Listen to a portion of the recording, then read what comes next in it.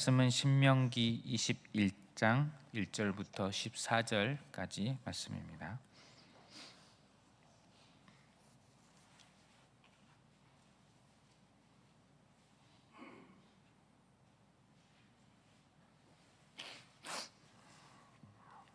신명기 21장 1절부터 14절 다 함께 봉독하겠습니다.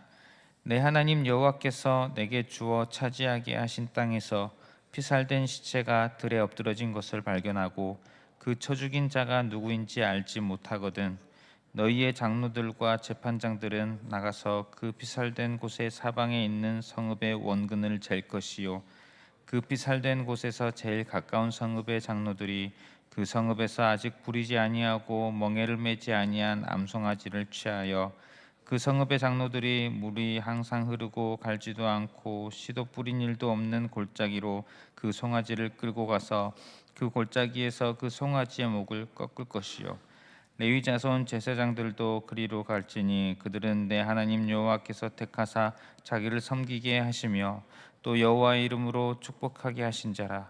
모든 소송과 모든 투쟁이 그들의 말대로 판결될 것이니라. 그 피살된 곳에서 제일 가까운 성읍의 모든 장로들은 그 골짜기에서 목을 꺾은 암송아지 위에 손을 씻으며 말하기를 우리의 손이 이 피를 흘리지 아니하였고 우리의 눈이 이것을 보지도 못하였나이다. 여호와여, 주께서 속량하신 주의 백성 이스라엘을 사하시고 무죄한 피를 주의 백성 이스라엘 중에 머물러 두지 마옵소서 하면 그 피 흘린 죄가 사함을 받으리니 너는 이와 같이 여호와께서 보시기에 정직한 일을 행하여 무죄한 자의 피 흘린 죄를 너희 중에서 제할지니라. 내가 나가서 적군과 싸울 때에 내 하나님 여호와께서 그들을 내 손에 넘기심으로 내가 그들을 사로잡은 후에 내가 만일 그 포로 중에 아리따운 여자를 보고 그에게 연연하여 아내를 삼고자 하거든 그를 내 집으로 데려갈 것이요 그는 그 머리를 밀고 손톱을 베고 또 포로의 의복을 벗고 내 집에 살며 그 부모를 위하여 한 달 동안 애곡한 후에 내가 그에게로 들어가서 그의 남편이 되고 그는 내 아내가 될 것이요 그 후에 내가 그를 기뻐하지 아니하거든 그의 마음대로 가게 하고 결코 돈을 받고 팔지 말지라. 내가 그를 엿보였은즉 종으로 여기지 말지니라. 아멘. 십계명 제6계명은 살인하지 말라입니다. 살인은 죄입니다. 하나님께서 지으신 생명을 소중히 여기지 않는 그런 죄입니다. 하나님께서 주신 율법은 살인을 한 죄에 대해서 사형의 판결을 내리도록 되어 있습니다. 그런데 살인 사건은 일어났는데 범인을 알지 못하는 경우, 오늘 본문은 그런 상황에 대한 규정을 말하고 있습니다. 1절에 보면 피살된 실체가 발견되었는데 범인을 알지 못하는 경우를 이야기합니다. 이 경우 시체가 발견된 장소에서 가장 가까운 성읍의 모든 장로들이 나서야 합니다. 장로들은 암송아지를 준비합니다. 제물로 준비합니다. 그리고 레위 자손 제사장들의 입회하에 송아지를 잡는 그리고 손을 씻는 그런 의식을 진행해야 합니다. 속죄의 제사를 드리는 것과 얼뜻 비슷해 보이는 그런 장면이 연출이 됩니다. 이런 의식을 행하는 의미가 9절에 이렇게 말합니다. 너는 이와 같이 여호와께서 보시기에 정직한 일을 행하여 무죄한 자의 피 흘린 죄를 너희 중에서 제할지니라. 무죄한 자의 피를 흘린 죄. 범인을 알지 못하는 상황이지만 명백한 죄입니다. 살인이라는 죄가 일어났습니다. 우리 사람은 알지 못합니다. 하지만 하나님은 모든 것을 아십니다. 분명히 살인이라는 죄가 일어났습니다. 그 성읍의 모든 장로들과 레위 자손 제사장들이 행한 것은 이 죄라는 것을 대가를 치르는, 죄를 없이 하는 그런 의식이었던 것입니다. 특이한 점은 이 살인이라는 죄를 없애는 것, 죄에 대해 처벌하는 것은 죄를 지은 자를 사형에 처함으로써 없애는 것인데, 지금 이 상황은 죄 지은 자, 범인을 알지 못하는 상황 아니겠습니까?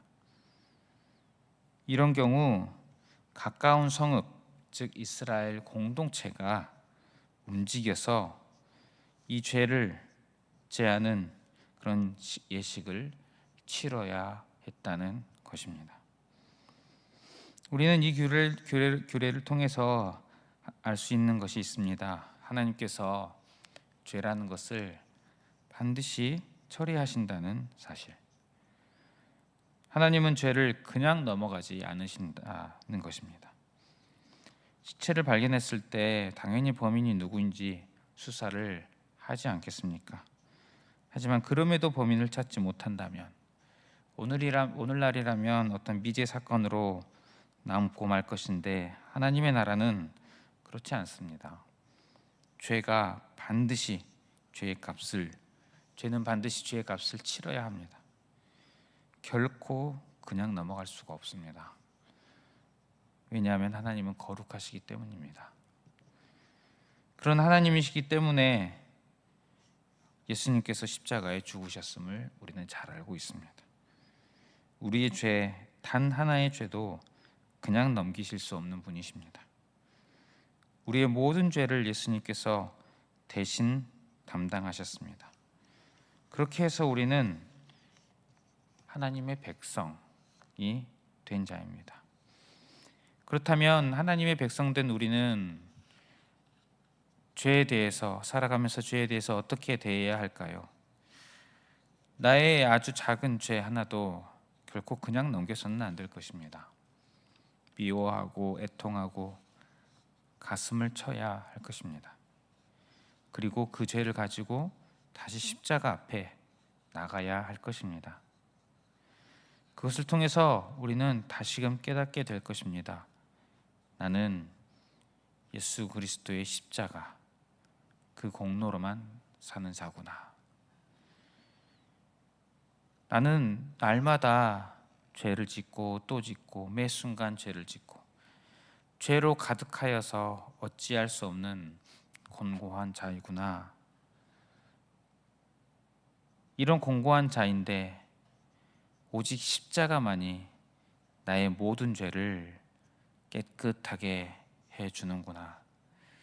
나는 나의 힘으로 살아가지 아니하고 오직 예수님의 그 십자가 공로로만 살아가는 자임을 깨닫게 될 것입니다. 하나님의 백성의 삶은 날마다 나의 죄에 대해 가슴을 치고 십자가 앞에 서고 십자가의 공로로만 살아가는 자임을 깨닫고 십자가만 붙들고 살아가는 자임을 우리는 알 수 있습니다. 우리는 그런 삶을 살아야 합니다. 또한 나 자신뿐만 아니라 우리 공동체에 대해서도 어떻게 해야겠습니까? 공동체의 죄에 대한 책임의식이 있어야 할 것입니다. 죄인들로 구성된 공동체에 죄가 당연히 있을 것입니다. 혹여 우리 공동체에는 죄가 없다, 이런 공동체가 있다면 그것은 교만이요 진정으로 부패한 공동체일 것입니다. 우리는 우리 공동체가 하나님 앞에 죄악된 모습 반드시 있는데, 그것이 어떤 모습인지를 하나님의 백성이라면 그것이 어떤 모습인지를 적극적으로 살피고 그것을 찾고 그에 대해 애통하고 가슴을 치며 기도해야 할 것입니다. 죄의 당사자들을 손가락질하는 공동체가 아니라 함께 아파하며 기도할 줄 아는 공동체가 되어야 할 것입니다. 죄에 대해서 무조건적으로 덕이 되지 않는다고 덮고 그런 공동체가 아니라 그것을 가지고 함께 기도할 줄 아는, 함께 아파할 줄 아는 그런 공동체가 하나님의 백성인 줄 믿습니다. 그렇게 나 자신을, 우리 공동체를 조금씩 더 예수님 닮아가게 만들어 나가는 것이 하나님의 백성의 삶일 것입니다. 또한 10절부터 14절에 보면 전쟁 포로를 아내로 삼는 그런 규정이 나옵니다.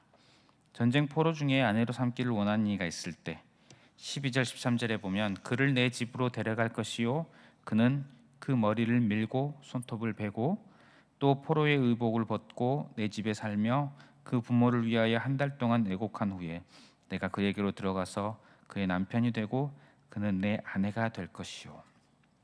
타국인이었던 여자로 하여금 이전의 민족과 이전의 삶, 이별을 하고 새로운 이스라엘 백성으로서의 삶으로 넘어가는 그런 과정, 어떤 의식들을 수행하게 됩니다.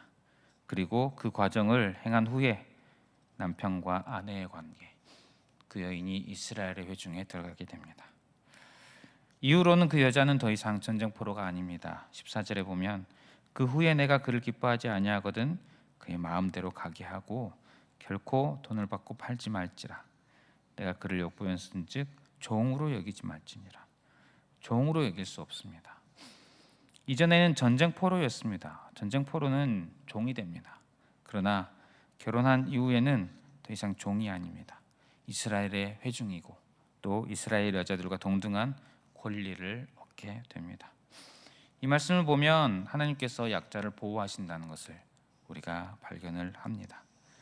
또한 이 말씀을 통해서 우리는 전쟁 포로로 잡혀온 여자가 이방인이 이스라엘의 회중에 들어갈 수 있음을 보게 됩니다. 여자의 출신 또 여자의 과거, 이전에 결혼한 적이 있는지 등 상관이 없어 보입니다. 그런 부분에 대한 언급이 보이지 않습니다. 이방인 여자가 이스라엘 백성이 될 수 있는 것은 그저 일정한 의식을 치른 후에 이스라엘 백성이 될 수 있다는 것입니다. 애초에 이스라엘이라는 그 나라, 그 백성들 어떻게 하나님의 백성이 되었습니까?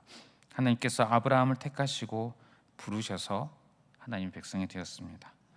애굽에서 구해주시고 언약을 맺음으로 하나님의 백성이 되었습니다. 이스라엘의 혈통이 아니면 절대 이스라엘이 될 수 없는 그런 것이 아니라 하나님께서 세우신 언약을 통해 하나님께서 내어주신 길을 통해 누구든 하나님의 백성이 될 수 있다는 것입니다. 우리 역시 유일한 길이요 진리 되신 예수님을 통해 하나님의 백성이 되었습니다. 그리고 누구든지 우리와 같이 하나님의 백성이 될 수가 있습니다. 그러니 오늘도 역시 우리는 죄인된 나의 죄를 대신 지시고 십자가에 죽으심으로 나를 주의 자녀, 하나님의 백성 될 수 있게 하여 주신 그 은혜 기억하고 감사하며 살아가야 할 것입니다. 그렇게 나의 죄를 없이 하신 분 앞에서 나의 죄에 대해서 미워하고 가슴을 치며 십자가 앞에 내어놓을 수 있는 그런 삶을 사는 저와 여러분들 되시기를 주님의 이름으로 축복합니다. 말씀을 기억하면서 기도하실 때에 나의 죄를 대신 담당하시고 십자가를 지신 예수님을 기억하면서 또 감사가 넘치는 그런 삶을 살게 하여 주시옵소서. 이렇게 기도했으면 좋겠습니다. 또 주어진 기도 제목들 가지고 기도하시고 개인의 기도 제목으로 기도하겠습니다.